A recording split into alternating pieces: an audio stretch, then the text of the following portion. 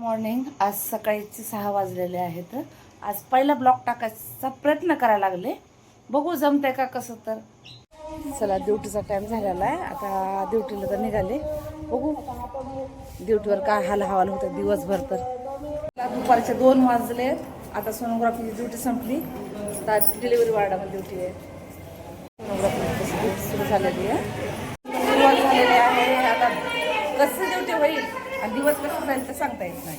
मला ड्रेस घ्यायला आलेले, पाहू आता ड्रेस कितीला बसतोय. तर ड्युटी संपली, घरी आले, वैताग आला. पोराला ड्रेस ते घेऊन बांधकाम कुठवर आले ते पाहू. काय मिस्त्री आलेले नाही तर छानपैकी एक रूम तयार करायचा प्रयत्न करायला लागले. एवढं तर आलेलं आहे बांधकाम, बघू किती दिवसात तयार होते. तर या जांभळं खायला कोणी कोणी खाल्ले ह्या वर्षी सांगा बरं, किती छान वाटतं ना. आज अचानक बारक्या भावाचा फोन आलाय म्हणून भावाकडे चालले. आता बघू आता तिथं काय आहे. तर थोड्या वेळाने लावत सांग.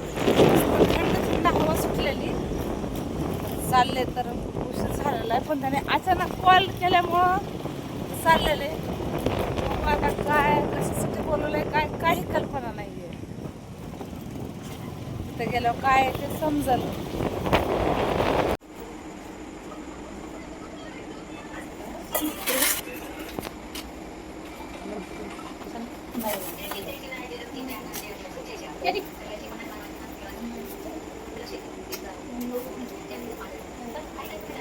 पाहिलंच असं की भाचीनं माझी ओटी भरली आहे अधिक मासाची, त्याच्यामुळे भावाने बोलवलं होतं.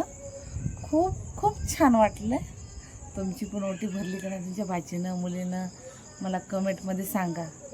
तर ब्लॉग कसा वाटला तो सांगा. छोटंसं माझ्या आयुष्यावर ब्लॉग काढलेला आहे ते. आजच्या पुरतं गुड नाईट.